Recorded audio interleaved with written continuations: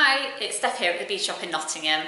I've just put together a little tutorial for you using our really cool new kite beads. They're a 2-hole Czech glass bead and they're really versatile and I just love the shape. So I've turned them into a really simple design using just seed beads and the kite beads and a netting technique. I hope you enjoy it and do feel free to leave comments underneath afterwards. Thanks. So today I'm going to show you how to make these really sweet kite bead netted components.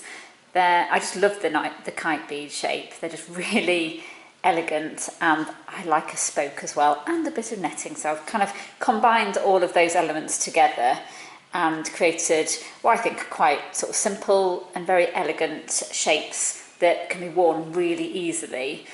So these was designed as a mini project as part of our Bead and Craft social that we run every Monday evening, 5:30 to 7:30.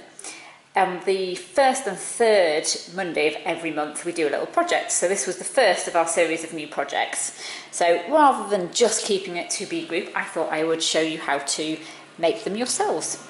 So I have got kite beads. We've got a good selection of kite beads on the website. I think we've got 8 colours in total, so they're a relatively new range for us, but I absolutely love them. And quite a few of the colours, I don't know if you can really see that, they're almost sort of two-tone. I forget the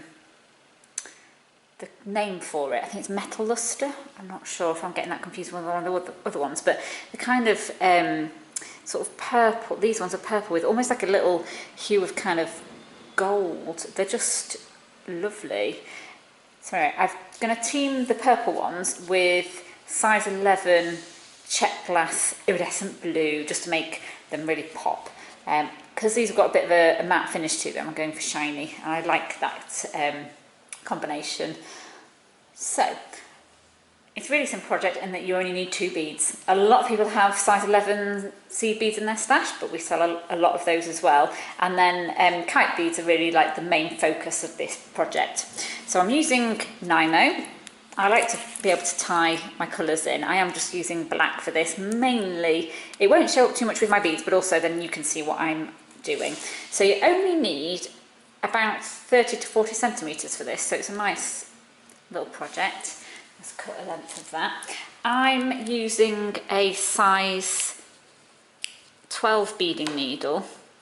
Because you've got to go through some of the beads twice, it always makes life a little bit easier if you have a finer needle. So first challenge done, I have threaded the needle. So let's move some of these out of the way. So I'm going to start with the earrings. So with the earrings you only need 4 of the kite beads to begin with. So I am going to be picking up 1 seed bead to begin with, and then I'm picking up the kite beads but through this kind of short stubby end. So they're made of 2 triangles essentially, if you think about them like that, split down the middle, and we're going to use the hole that goes through the short end to begin with. So 1 seed bead, 1 kite bead, 1 seed bead, 1 kite bead, and then you repeat that until you have 4 beads and 4 kite beads, 4 seed beads and 4 kite beads on your thread. So there we go, that's all lined up. And slide those along. So what I'm going to do is actually tie my ends together. I find that just helps keep the tension quite tight. So I'm going to do just a double knot. It's always a good idea just to be slow and steady with this, because what you don't want to end up doing is when you tie particularly that second knot to secure it, tend to find that the beading loosens off and sometimes one of those pesky seed beads jumps into your knot. So if you're just slow and steady and watch where the threads are going, then you usually avoid that. So this is where my knot is there, and what I need to do just to get to the right place for the next bit is go through that first seed bead again along with the first kite bead.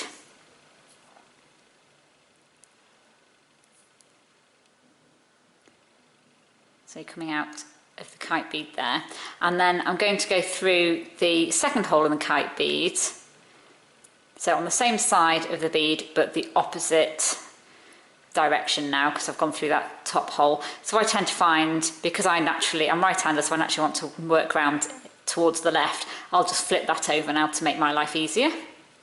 So you can see where the hole is coming out there now. I'm now going to pick up 8 seed beads.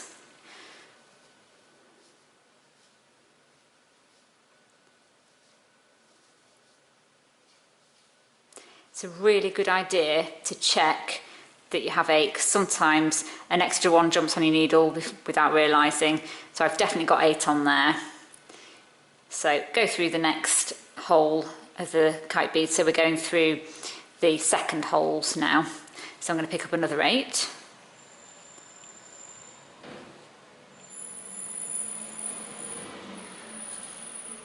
Go through that second one, and you repeat that all the way around.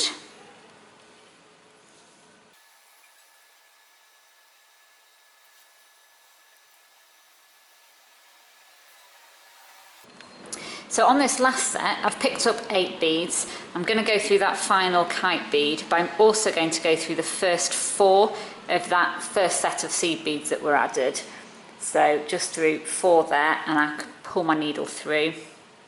At this stage, it's a good idea to pull your tension up, so I tend to slide my thumb along and just make sure there's no gaps in the thread all the way around. We'll be sorting out this tail end later, so don't worry about that for now. So holding onto your thread there, I'm going to pick up 1 single seed bead. So I've already exited out of the first 4, picked up a seed bead, and now I'm going to go through the next 4 seed beads. So through those 4, through the kite bead, and if your needle will allow you, to go through the next 4 of that next set of seed beads there, although I think I've gone through 5 there, I have.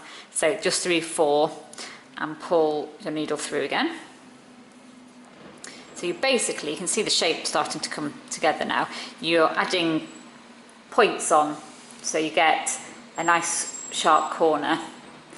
So I've come out of the first 4 of the next set, and I'm going to pick up 1 new seed bead, go through the next 4,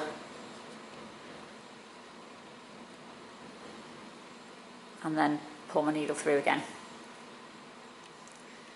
If your beads don't behave and they sit at a funny angle, just make sure your tension's tight and just give it a little bit of tug and sometimes a little bit of gentle encouragement into the right place. But if you pull that tight, that should help everything sit in place. So you repeat that for the remaining 2 corners.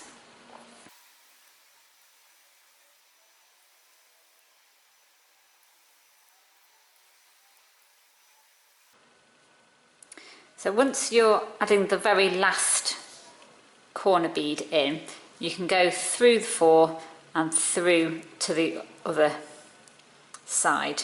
Doesn't matter if you don't get through all of these now, because we're ready to fasten off our ends. So I always do this with a half hitch knot. So I've put it a bit closer, you can see what I'm doing. So that's going under the thread, taking your needle through the loop that's created, and making sure that it's pulling down right next to where your thread is coming out of the last bead. Just pull that tight, and that ties a small knot around the thread in between the 2 beads.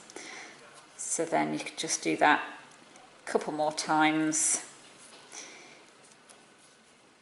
I try not to do it right on the very corner, because sometimes that makes the thread quite obvious. So tail out of the way. Under there, through the loop, make sure it slides down in the right position, and then through a few more beads, and now I'm ready to trim that off. So I would repeat the same for the tail end as well. So trim that first end off. So you can see, let's create a really nice, simple square shape quite quickly. Just to save time for the video, I'm not going to trim that one off just yet. I am going to show you how to attach a fishhook. Because there's a nice shape to that, you could, if you want a dangly earring, add a few jump rings to the top here. But in actual fact, you can add the fishhook directly onto the corner there. So that seems to work quite well. The the loop size is just about the right size to accommodate the size 11s, so you can just pop the corner on, close your fish hook, and you have a finished earring.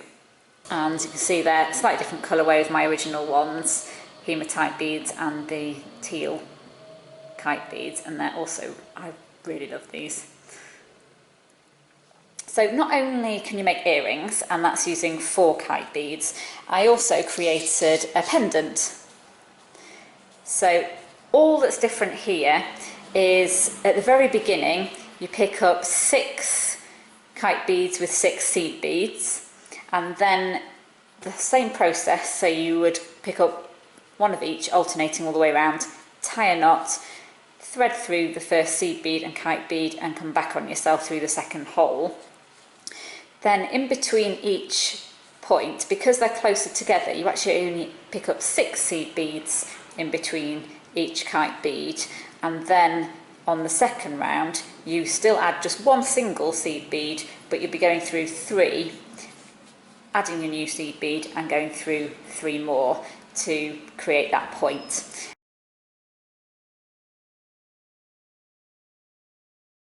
And just because of the spacing's different and a different number of beads, that's what gives you the completely different shape. But I really like how the two sort of work well together. There's lots of different ways you could hang that. You could create a series of these and have them linked together. I also tried out linking squares together. So all I've done here is made a series of squares. They're all independent components, and then I've created a very small square of beads just to link the two together. That just gives it a little bit more interest. So I thought about making a long chain of those and wearing it as a long necklace, or you could do like a set of them and just add chain each side and have it as a short necklace. But there's lots and lots of options, and the nice thing about these components is they are so quick to make. I hope you've enjoyed that, and I will be sharing a lot more of my mini makes over the next few months, so do keep your eye out. And if you don't want to miss anything, then feel free to subscribe to our channel, where we share our vlogs with our new products, our news, and any up and coming events. And we'll see you next time.